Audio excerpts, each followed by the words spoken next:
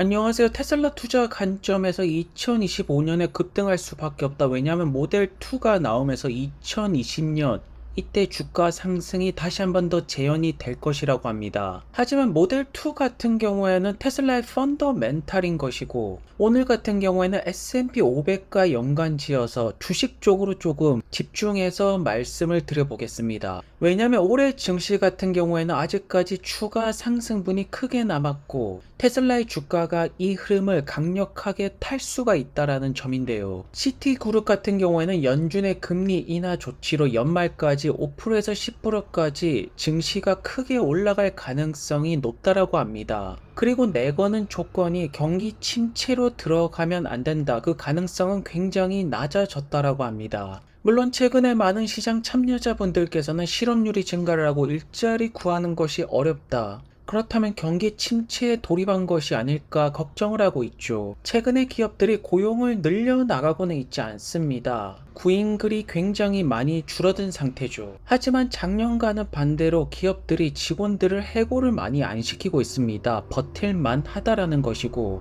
점차 소프트 랜딩 쪽으로 가고 있다라는 것인데요. 그래서 월가 전문가분들이 지금 예측하는 것이 경기 침체만 피한다라면 S&P 500 6,000 위로 바라보고 있습니다. 현재 5,700포인트니까 아직까지 상승분이 크게 남았다라는 것이겠죠. 그리고 테슬라가 이 상승분을 그대로 따라갈 가능성들이 너무나도 높아지고 있습니다. 왜냐면 최근에 펀더멘탈적인 부분들이 강력해지고 있기 때문이겠죠. 하지만 조금 주의를 할 점은 금리 인하가 되었을 때 역사적으로 반드시 한 번은 충격이 왔습니다. 그래서 제 생각에는 연말까지 쭉 올라갔다가 상반기 때 잠시 주춤하지만 생각보다 빠르게 V자 반등으로 계속해서 올라갈 거라고 보고 있습니다. 그리고 이 부분에서 테슬라가 정말로 높게 올라갈 수가 있다라고 보는 것이겠죠. 왜냐하면 최근에 테슬라의 주가가 상승세를 이어가고 있습니다. 중국 쪽에서 전기차 판매가 올라가면서 기관들에서 집중을 하고 있죠. 특히나 중국 시장에서 테슬라가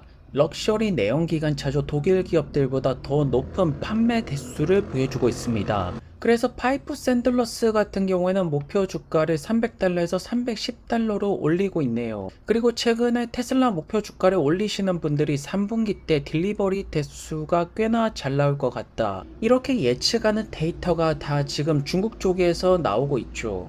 현재 파이프 샌들러스 같은 경우에는 테슬라 딜리버리 대수 예상치를 높게 잡고 있지는 않습니다. 3분기 때 45만 9천 대, 올해 175만 대, 180만 대 달성이 안 될 거라고 보고 있지만 목표 주가는 310달러로 제시를 하고 있죠. 그렇다면 테슬라가 올해 180만 대를 넘겨버린다라면 350달러 이상으로 치고 나갈 수가 있다라는 것입니다. 이것은 투자 기회라고 우리는 볼 수가 있네요. 다만 아직까지 리스크로 작동되는 것이 유럽 시장입니다. 하지만 유럽 같은 경우에는 테슬라뿐만 아니라 독일 기업들 같은 경우에는 지금 직원들 해고하고 난리가 난 상태입니다.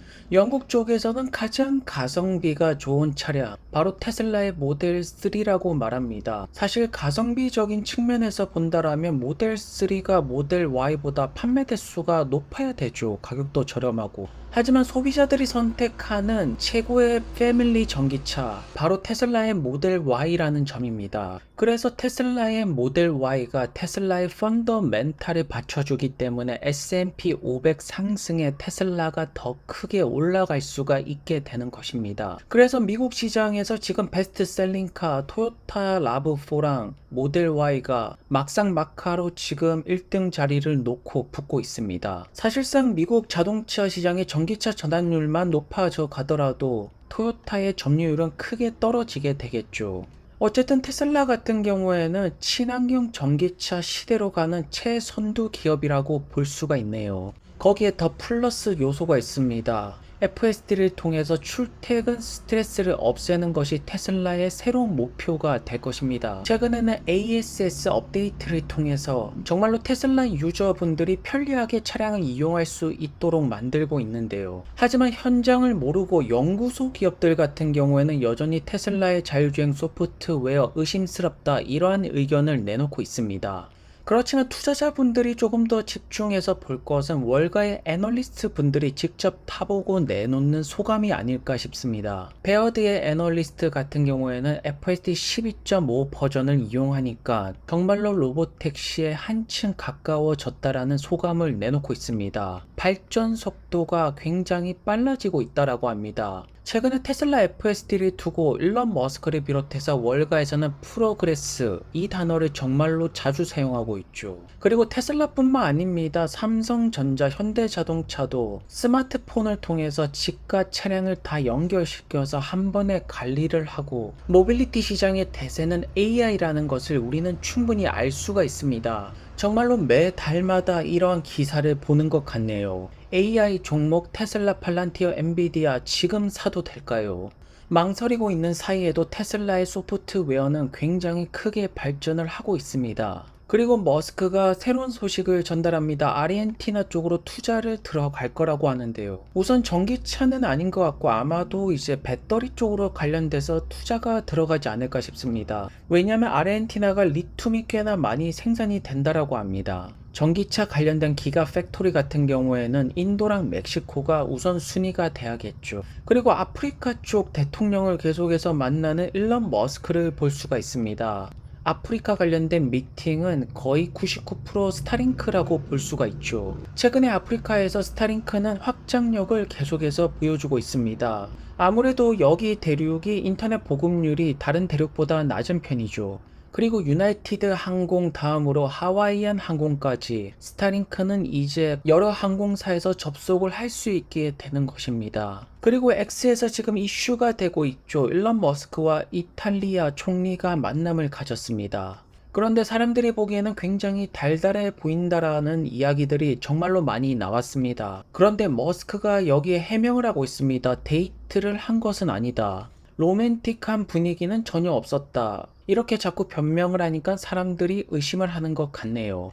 그리고 마지막으로 버니 샌더스가 일론 머스크랑 똑같은 의견을 제시하는 부분이 있다라고 합니다. 바로 비만을 해소해야지 삶의 질이 굉장히 개선이 된다라고 하는데요. 머스크 역시나 버니 샌더스의 말에 동감을 한다라고 합니다. 그리고 머스크가 살을 뺄 때 사용했던 위고비가 한국에도 온다라고 합니다. 이처럼 헬스케어가 되었던 모빌리티 시장이 되었던 AI가 되었든 계속되는 발전을 보여주고 있고 이러한 기술적인 발전을 바탕으로 S&P 500은 계속해서 상승세를 충분히 이어나갈 거라고 보여지네요. 그리고 미국 증시가 전체적으로 올라갈 때 개별 종목이 더 크게 올라가려면 펀더멘탈이 강력해야 됩니다. 그리고 최근에 테슬라의 펀더멘탈은 강력한 모습을 보여주고 있고요. 오늘도 좋은 하루 되시고요. 다음 영상에서 뵙겠습니다. 감사합니다. Great. Essentially, I will not ship a bad product. I refuse to ship a bad product.